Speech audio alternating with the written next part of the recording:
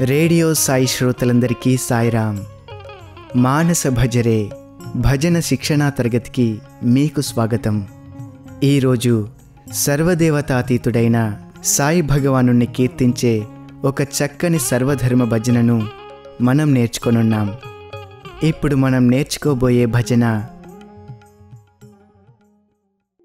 हे निराकारी अल्लाह, हे अवतारी प्रभु राम.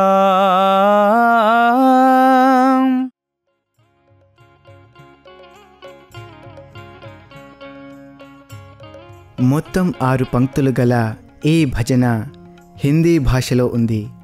ఈ కార్యక్రమంలో ముందుగా ప్రతి పంక్తిలోని ఒక్కొక్క పదాన్ని ఎలా ఉచ్చరించాలో మనం తెలుసుకుందాం.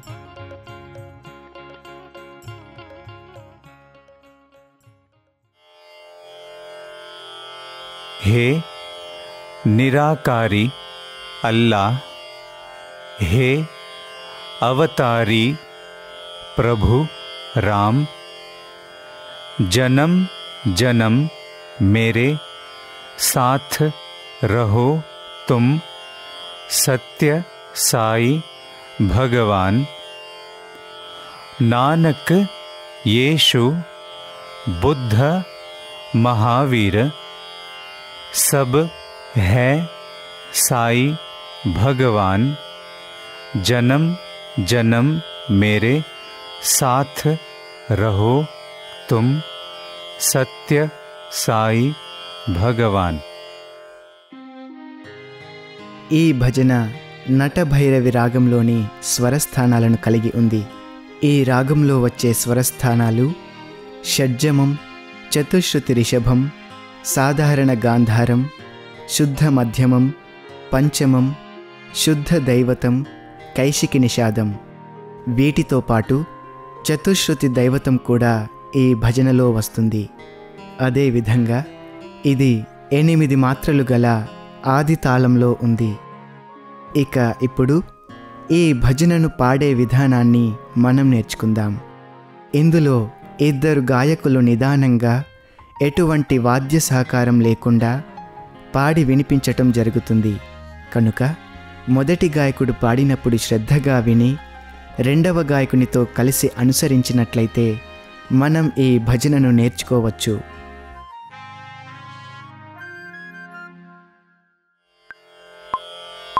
हे निराकारी अल्लाह, हे अवतारी प्रभु राम.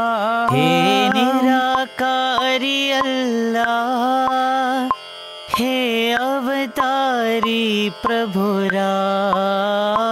हे निराकारी अल्लाह, हे अवतारी प्रभु राम. हे निराकारी अल्लाह, हे अवतारी प्रभु राम. जन्म जन्म मेरे साथ रहो तुम, सत्य साई भगवान. जन्म जन्म मेरे साथ रहो तुम, सत्य साई भगवान. जन्म जन्म मेरे साथ रहो तुम, सत्य साई भगवान. जन्म जन्म मेरे साथ रहो तुम, सत्य साई भगवान. हे निराकारी अल्लाह, हे अवतारी प्रभु राम. हे निराकारी अल्लाह, हे अवतारी प्रभु राम. नानक येशु बुद्ध महावीर, नानक येशु बुद्ध महावीर. नानक येशु बुद्ध महावीर. नानक येशु बुद्ध महावीर. सब है साई भगवान. सब है साई भगवान, सब है साई भगवान, सब है साई भगवान। जन्म जन्म मेरे साथ रहो तुम, सत्य साई भगवान। जन्म जन्म मेरे साथ रहो तुम, सत्य साई भगवान। जन्म जन्म मेरे साथ रहो तुम, सत्य साई भगवान। जन्म जन्म मेरे साथ रहो तुम, सत्य साई भगवान। हे निराकारी अल्लाह, हे अवतारी प्रभु राम।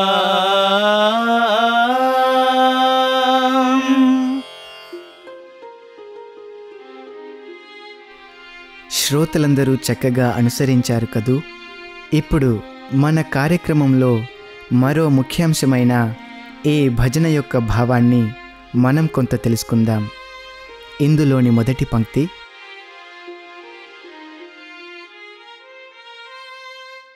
हे निराकारी अल्लाह, हे अवतारी प्रभु राम। హే అనేది పిలుపు, నిరాకారి అనగా రూపము లేనివాడని అర్థం. అల్లా మహమ్మదీయులు ఆరాధించే దైవము. ఆ అనగా ఆత్మ అని, లా అనగా లీనం కావడమని, అల్లా అనగా ఆత్మలో లీనం కావడమనే అర్థాన్ని స్వామి చెప్పారు. అవతారి అంటే భగవంతుడు భూమిపైన అవతరించడం అని అర్థం. రామకృష్ణాది అవతారాలు ధర్మ స్థాపన కొరకు వచ్చాయి. అయితే భగవంతుడు ఉన్న చోటనే ఉండి ధర్మస్థాపన చేయవచ్చు కదా, భూమి మీదికి ఆకారం ధరించే ఎందుకు రావాలి అన్న సందేహం కలుగుతుంది. కొందరు అవతారాలను విశ్వసించరు. వారు ఏదో ఒక ప్రవక్తను అనుసరించి వారు నిర్దేశించిన మార్గంలో నడిచినా సర్వశక్తిమయుడైన భగవంతుడు భూమి మీదకు అవతారం ధరించి రావడాన్ని వారు అంగీకరించరు. పూర్వం భారతదేశాన్ని పాలించిన మొఘల్ చక్రవర్తి అక్బర్ దైవ విశ్వాసం కలవాడు, నిరాకారి అయిన అల్లాను ప్రార్థించేవాడు. అయితే దైవం మానుష రూపేణ అవతరిస్తాడన్న హైందవుల విశ్వాసాన్ని అతడు త్రోసిపుచ్చేవాడు.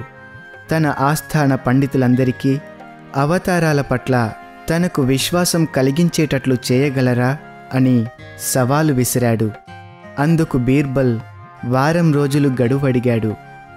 ఒకనాడు బీర్బల్ అక్బర్ వారిని నౌకాయానానికి ఆహ్వానించాడు. అక్బర్ తన కుటుంబ సభ్యులందరితో కలిసి నౌకా విహారం చేస్తూ ప్రకృతి సౌందర్యాన్ని ఆస్వాదిస్తూ ఉన్న సమయంలో బీర్బల్ యువరాజు యొక్క ప్రతిమను సముద్రంలోకి విసిరివేశాడు. అంతేకాకుండా అక్బర్ గారి కుమారుడు నీటిలో పడిపోయాడంటూ ఆర్తనాదం చేశాడు. వెంటనే అక్బర్ తన కుమారుని రక్షించుకోవడానికి సముద్రంలోకి దూకేశాడు. కానీ కొంతసేపటికి ఇది బీర్బల్ ఆడిన నాటకం అని తెలియగానే అక్బర్కు పట్టరాని ఆగ్రహం వచ్చింది. అప్పుడు బీర్బల్, జహాపనా, మీ సందేహాన్ని నివృత్తి చేయడానికే నేనీ నాటకం ఆడవలసి వచ్చింది అన్నాడు. ఏమి సందేహమో అక్బర్కు గుర్తుకు రాలేదు.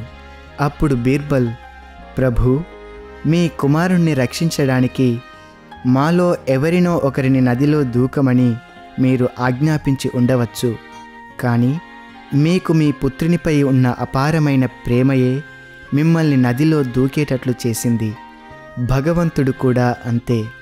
జనులపై ఆయనకున్న అపారమైన ప్రేమయే ఆయన ఈ లోకంలో ఆకారం ధరించి అవతరించేటట్లు చేస్తుంది. పెడమార్గం పడుతున్న కుమారుణ్ణి సరిదిద్దుకోవడానికి తల్లి దీనికి తగిన వ్యక్తి ఎవరా అని ఆలోచిస్తూ కూర్చోదు. తనంతట తానే తన పుత్రుణ్ణి సన్మార్గంలో పెట్టడానికి ప్రయత్నిస్తుంది. ప్రాపంచికమైన తల్లికే తనయుల పట్ల అంత ప్రేమ ఉంటే ఈ అనంత విశ్వాన్ని సృష్టించిన ఆ దయామయునికి మానవులపై ఎంతటి ప్రేమ ఉండాలి అని వివరించాడు. 1964లో ఈ విషయమే స్వామి కూడా చెప్పారు. భగవంతునికి జీవులపై గల అవ్యాజ కరుణయే ఆయనను అవతారం ధరించేటట్లు చేస్తుంది అని. దైవం మానవ రూపంలో అవతరించినప్పుడే మానవులు ఆ అవతారమూర్తిని దర్శించి, స్పర్శించి, ఆయనతో సంభాషించి సన్నిహితంగా మెలిగే అదృష్టం లభిస్తుందని కూడా చెప్పారు. రామకృష్ణాది అవతారాలు మానవ రూపంలో రావడానికి కారణం అదే.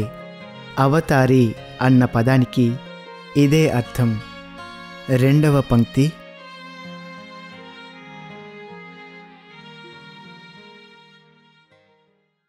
जन्म जन्म मेरे साथ रहो तुम सत्य साई भगवान।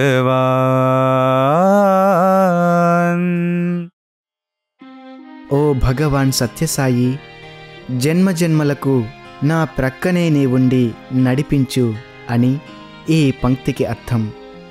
భగవాన్ అనే పదంలో భా సృష్టికి, గా స్థితికి, వా లయానికి ప్రతీక అని స్వామి ఒక సందర్భంలో చెప్పారు.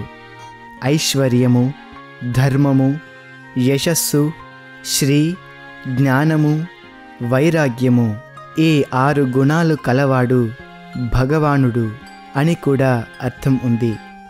1981లో స్వామివారు అవతార తత్వానికి, బ్రహ్మతత్వానికి భేదం లేదని తెలియజేశారు. ఆ బ్రహ్మతత్వమే అవతారాన్ని ధరించి జీవుని వెంటనే ఉంటుంది. ఒక్క జన్మలోనే కాదు, జన్మ జన్మలకు అని అన్నారు. हे निराकारी अल्लाह, हे अवतारी प्रभु राम।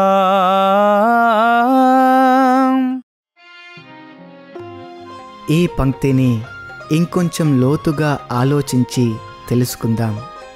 ఫైజ్ మొహమ్మద్ అనే ఆయన మార్చ్ 2014 వరకు వెస్టిండీస్ సత్యసాయి సేవా సంస్థల డిప్యూటీ సెంట్రల్ కోఆర్డినేటర్గా పనిచేశాడు. ఆయన చిన్న వయస్సులో ఒక మిత్రుడు సత్యం శివం సుందరం పుస్తకాన్ని ఇచ్చి చదవమన్నాడు. దానిపై ఉన్న స్వామి చిత్రాన్ని చూసి ఈయన ఎవరు అని అడిగాడు. మిత్రుడు ఆయన భగవంతుని అవతారం భగవాన్ శ్రీ సత్యసాయి బాబా వారని సమాధానమిచ్చాడు. అందుకు ఫైజ్, నీకేమైనా పిచ్చి పట్టిందా? ఆఫ్రికన్ జుట్టుతో ఉన్న ఈ మనిషి దేవుడెలా అవుతాడు అన్నాడు. అందుకు ఆ స్నేహితుడు విశాల భావంతో, ఆ పుస్తకాన్ని చదువు, అంతా నీకర్థమవుతుంది అన్నాడు. ఆ తరువాత ఇతడు పుస్తకం చదవటం మొదలుపెట్టాడు. అందులో పూర్తిగా లీనమైపోయాడు. ఇంతకుముందు నేను చదివిన ఆధ్యాత్మిక గ్రంథాలలోని విషయాలు అన్నీ బాబా ప్రబోధలతో సరిపోతున్నాయి. అయితే ఉన్నది ఒకటే మతం, అదే ప్రేమ మతం. ఉన్నది ఒకటే భాష, అదే హృదయ భాష. ఉన్నది ఒక్కడే దైవం, అతడు సర్వశక్తిమయుడు. ఉన్నది ఒకటే కులం, అదే మానవ కులం అన్న స్వామి సూక్తులు నాకు ఎంతో నచ్చాయి అన్నాడు.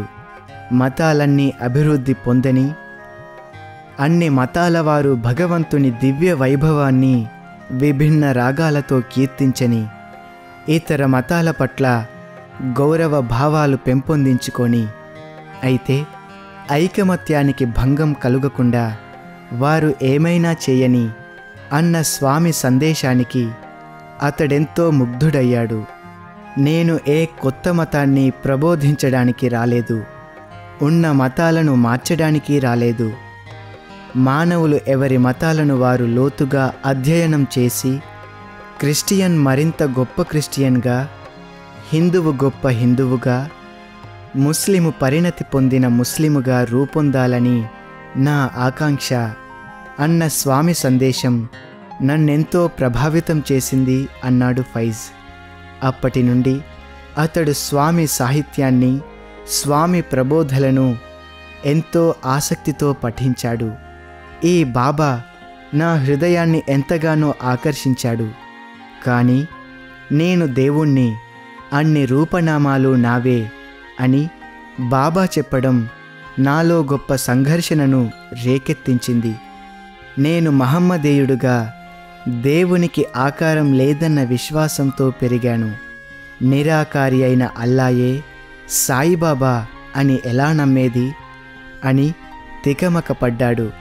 నేను దేవుణ్ణి, అంతేకాదు నీవు దేవుడవే.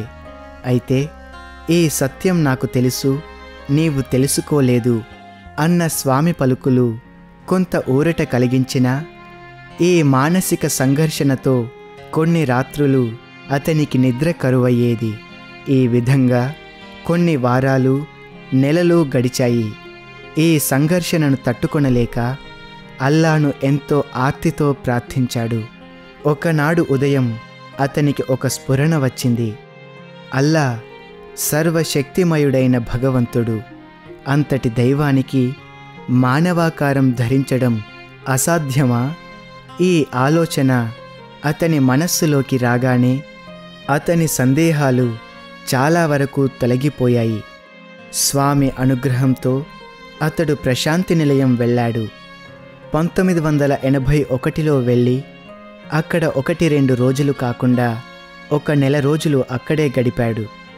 స్వామిని దర్శించుకొని స్వామి మహిమలను కనులారా చూడగలిగాడు. స్వామి దివ్యోపన్యాసాలను వీణుల విందుగా విన్నాడు. స్వామి ప్రేమకు పాత్రుడైనాడు. కడపటికి స్వామి మానవాకారంలో ఉన్న అల్లాయే అన్న విశ్వాసం అతనిలో దృఢమయ్యింది. ఇప్పుడు అతడు 25 సంవత్సరాలుగా సత్యసాయి సేవా సంస్థలలో క్రియాశీల కార్యకర్తగా ఉంటున్నాడు. అదే నిరాకారి అల్లా అవతారిగా ప్రభు సాయిరామునిగా అవతరించడం. తరువాతి పంక్తి. नानक येशु बुद्ध महावीर. గురునానక్ సిక్కు మత స్థాపకుడు, ప్రముఖమైన 10 మంది గురువులలో ప్రథముడు. నానక్ అనే పదంలో నా, అనక్ అనే 2 శబ్దాలున్నాయి. నా అంటే లేదు అని, అనక్ అంటే ఏకత్వం అని అర్థం. నానక్ అనగా ఉన్నది ఒక్కటే, అన్యం ఏమీ లేదని దీని అర్థం. యేసు క్రైస్తవుల దేవుడు. ఏ అంటే ఒకటి, సు అంటే భగవంతుడు. ఉన్నది ఒక్కడే దైవం అని యేసు పదానికి అర్థం. యేసు ప్రభువు దేవుని కుమారునిగా ఆరాధింపబడుతున్నాడు. తరువాతి పదం బుద్ధ. బుద్ధుడనగా జ్ఞానోదయం పొందినవాడని అర్థం. బుద్ధుడనగా గౌతమ బుద్ధుడు మాత్రమే కాదు, నిత్య సత్యమైన దివ్యత్వాన్ని దర్శించినవాడని బుద్ధ పదానికి అర్థం. త్రికరణ శుద్ధి కలవాడు, దయాహృదయుడు బుద్ధుడు. 4వ పదం మహావీర. మహావీరుడు జైన మత స్థాపకుడు. మహా అనగా గొప్ప, వీర అనగా యోధుడని అర్థం. ఇంద్రియ నిగ్రహం పూర్తిగా సాధించినవాడు కనుకనే మహావీరుడుగా పిలువబడుతున్నాడని భగవాన్ బాబా చెప్పారు. ఈ పంక్తిలో వివిధ కాలాలలో వివిధ రూపాలు ధరించి వచ్చి మానవాళిని సన్మార్గంలో నడిపించే దయామయుడైన భగవంతుని మనం స్తుతిస్తున్నాము. తరువాతి పంక్తి. सब है साई भगवान.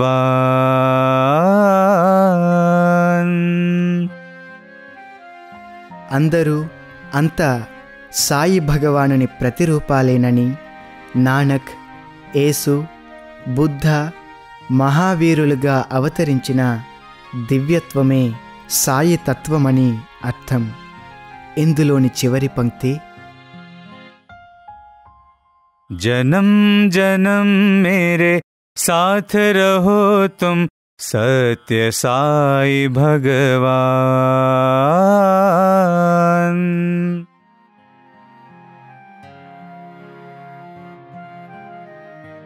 ఈ చివరి పంక్తి పాడుతున్నప్పుడు యూకేకి చెందిన భక్తుడు డాక్టర్ గాడియా అనుభవాన్ని గుర్తు చేసుకుందాం. ఒక సందర్భంలో స్వామి డాక్టర్ గాడియాను ఏదైనా అడగమన్నారు.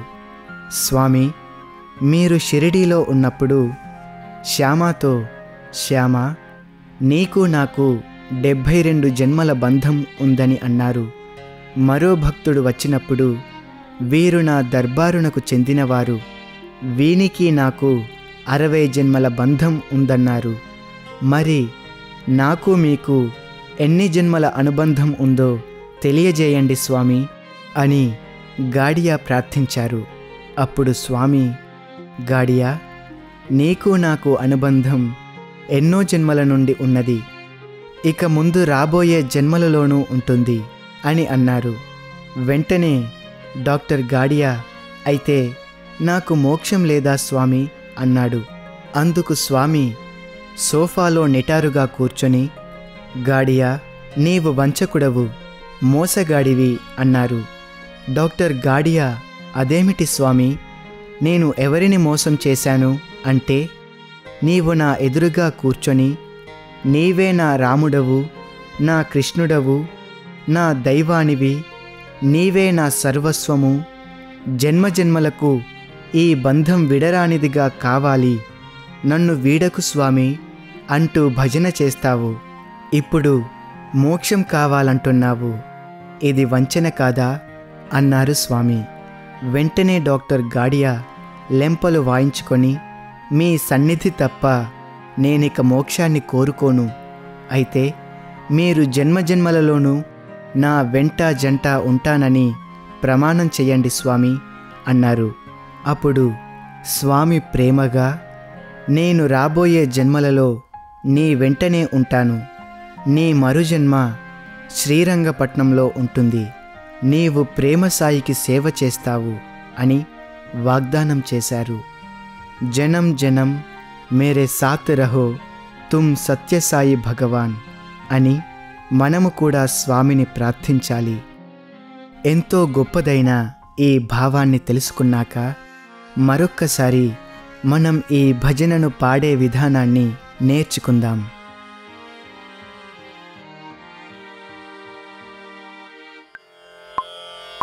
हे निराकारी अल्लाह, हे अवतारी प्रभु राम।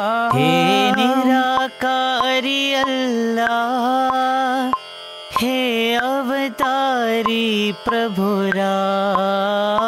हे निराकारी अल्लाह, हे अवतारी प्रभु राम। हे निराकारी अल्लाह, हे अवतारी प्रभु राम। जन्म जन्म मेरे साथ रहो तुम सत्य साई भगवान। जन्म जन्म मेरे साथ रहो तुम सत्य साई भगवान। जन्म जन्म मेरे साथ रहो तुम सत्य साई भगवान। जन्म जन्म मेरे साथ रहो तुम सत्य साई भगवान। हे निराकारी अल्लाह, हे अवतारी प्रभु राम। हे निराकारी अल्लाह, हे अवतारी प्रभु राम। नानक येशु बुद्ध महावीर, नानक येशु बुद्ध महावीर। नानक येशु यीशु बुद्ध महावीर। नानक यीशु बुद्ध महावीर। सब है साई भगवान। सब है साई भगवान। सब है साई भगवान। सब है साई भगवान। जन्म जन्म मेरे साथ रहो तुम, सत्य साई भगवान। जन्म जन्म मेरे साथ रहो तुम, सत्य साई भगवान। जन्म जन्म मेरे साथ रहो तुम, सत्य साई भगवान। जन्म जन्म मेरे साथ रहो तुम, सत्य साई भगवान। हे निराकारी अल्लाह, हे अवतारी प्रभु राम।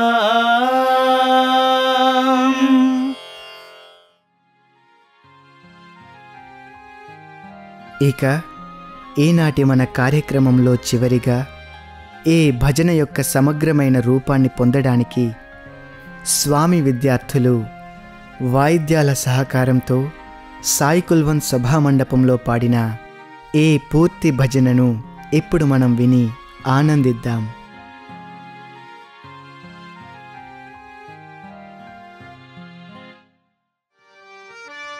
हे निराकारी अल्लाह, हे अवतारी प्रभु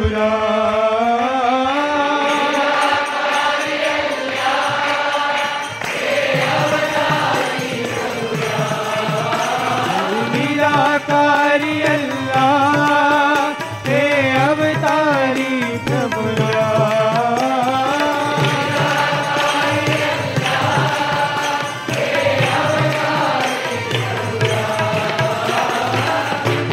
जन्म मेरे साथ रहो तुम, सत्य साई भगवान।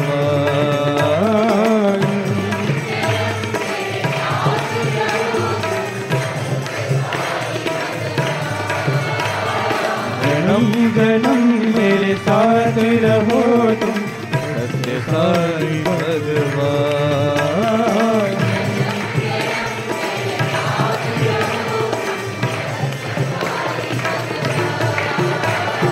निराकारी अल्लाह, हे अवतारी प्रभु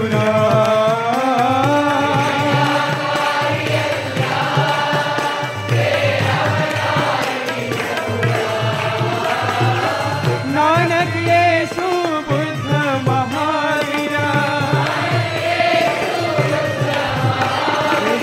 नानक यीशु बुद्ध महावीर।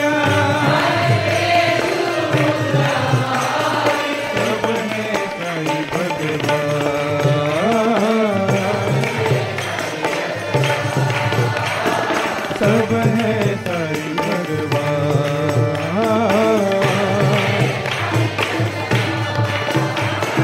जन्म जन्म मेरे साथ रहो तुम, सत्य साई भगवान।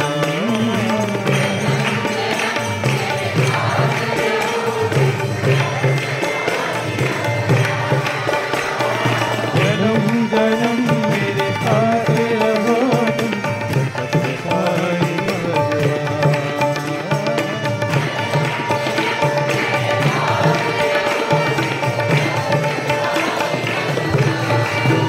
हे निराकारी अल्लाह, हे अवतारी प्रभु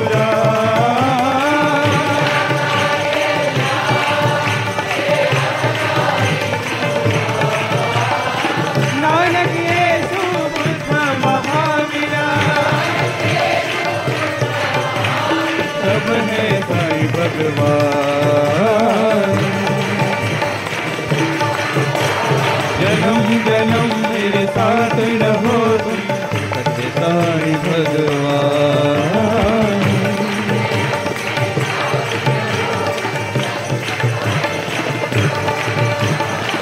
जन्म जन्म मेरे साथ रहो तुम